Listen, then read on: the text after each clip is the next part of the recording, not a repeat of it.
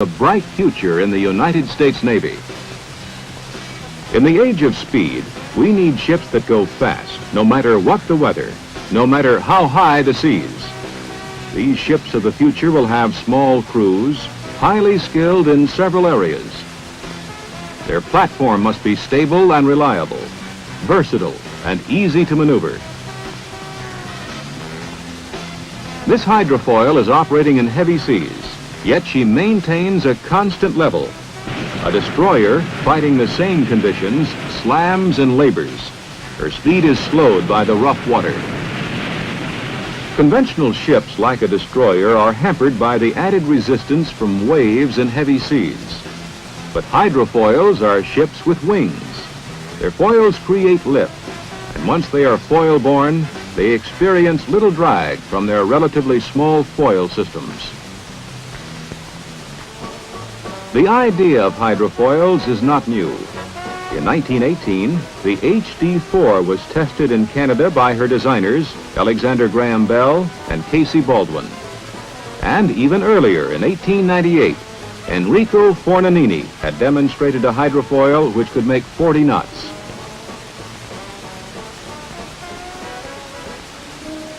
The Navy has been studying hydrofoils since the late 1940s. We've put foils on a variety of craft in our search for speed and stability. But this little ship was the turning point for the Navy's program. Sea Legs showed the advantages of a fully submerged, automatically controlled foil system, the type that appeared most capable of meeting the Navy's requirements. There are two types of foil systems, fully submerged and surface piercing. The fully submerged system puts the lifting surface completely below the water. Because lift on the foil is relatively unaffected by the water surface, the ship requires an automatic control system to maintain flying height. Surface piercing foils have lifting surfaces that penetrate the water. Lift varies in relation to speed and depth of foil submergence. This system is fundamentally stable because it is self-righting and is used extensively on commercial hydrofoils. However, the fully submerged system provides smoother operation and greater flexibility in heavy seas. Another major distinction in hydrofoils is the distribution of foil areas along the hull. The canard arrangement puts most of the load on large foils aft. In the conventional or airplane configuration, most of the load is borne on two foils forward of the center of gravity. A third foil is necessary in both cases for stability and control. Foils are built of high-strength materials to make them rugged but light. They are retracted for protection and to reduce draft when entering a harbor. Hydrofoils operate much the way a plane is flown. The pilot house resembles a large aircraft cockpit with autopilot, instrumentation, right and left seats. The helmsman handles the controls like a pilot, and hydrofoil sailors speak the pilot's language: take off, land, fly. Inputs to the automatic control system are provided by height sensors, gyros, and accelerometers. Continuous readings are fed directly through a computer to the foil system. Hydraulic actuators then position the control surfaces to the desired angle. Actual control of the submerged foil differs with each design. On this ship, the entire foil is moved to change the angle of attack or lift. This is known as incidence control. Moving the surfaces in response to the automatic control system maintains the ship's altitude and stability, even in rough water. A trailing edge flap coupled to an actuation system is used on this hydrofoil. Navy hydrofoils have two types of propulsion systems, one for hull-borne operations, another for foil-borne operations. Marinized gas turbines provide the power required to keep the ship foil-borne.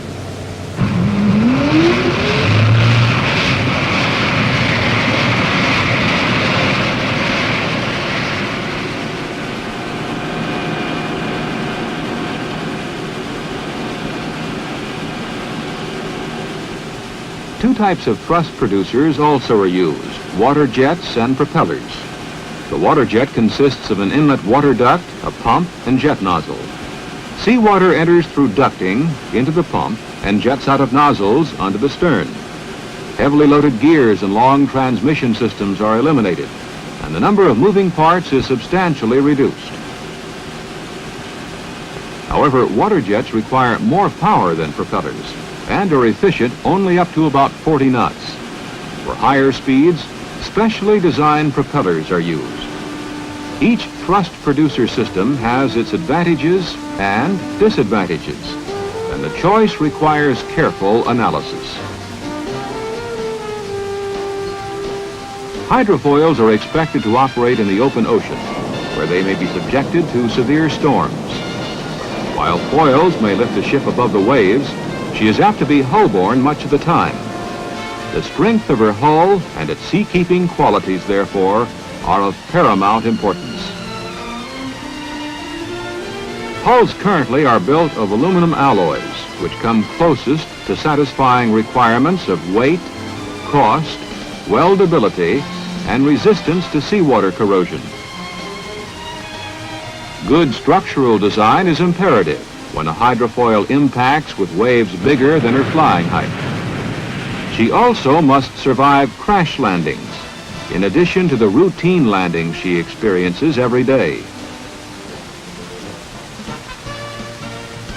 The Navy's 4 operating hydrofoils are capable of 40 knots when foil-borne.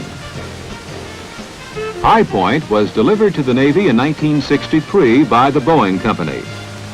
As the Navy's oldest hydrofoil, she has been modified several times. She is 115 feet long, with a beam of 33 feet, and weighs 120 tons. Foil-borne, High Point is driven by 2 gas turbine engines. The canard configuration puts 70% of the foil-borne load on the afterfoils.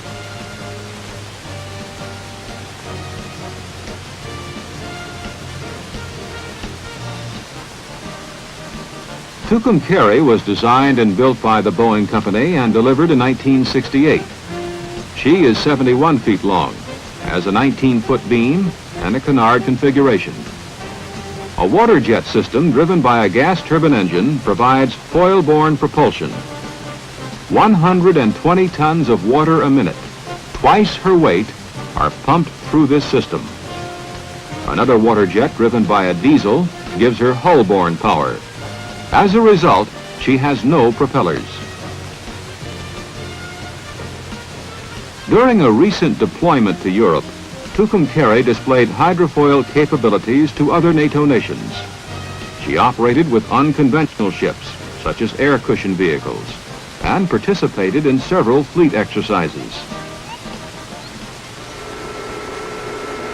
Tucumcari and Flagstaff are gunboats. Both were extensively evaluated during service in Vietnam and are now assigned to the amphibious forces. Flagstaff was designed and built by the Grumman Aerospace Corporation. She is 74 feet long, has a 21-foot beam, and displaces 68 tons.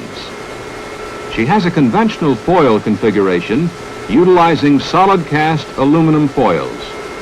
The foil-borne prime mover is a gas turbine engine.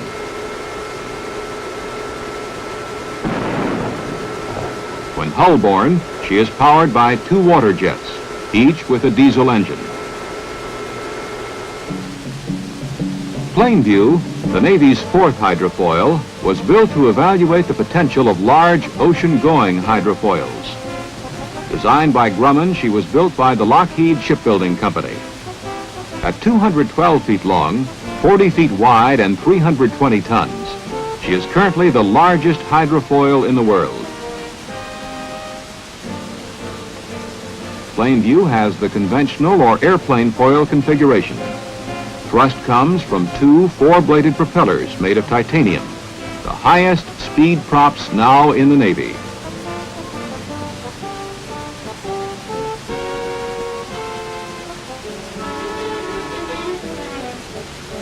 Plainview's Navy crew consists of 20 enlisted men and 4 officers. Skippers of the Navy's hydrofoils are all young naval officers who come to the ships after extended experience at sea.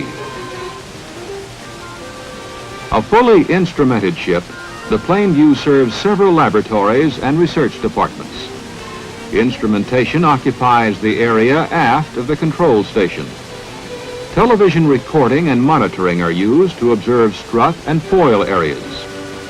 Civilians from the research and development community are a constant part of the scene on both Plainview and High Point. Close support comes from the commanding officer of the Special Trials Unit. Potentially, Navy hydrofoils can be used to operate offensively against surface combatants. They can conduct surveillance, patrol, and blockade operations in coastal areas and can mount many of the same weapons carried by much larger ships. Successful trials include using a 152mm gun to hit and destroy targets, or firing torpedoes while cruising at speeds up to 36 knots.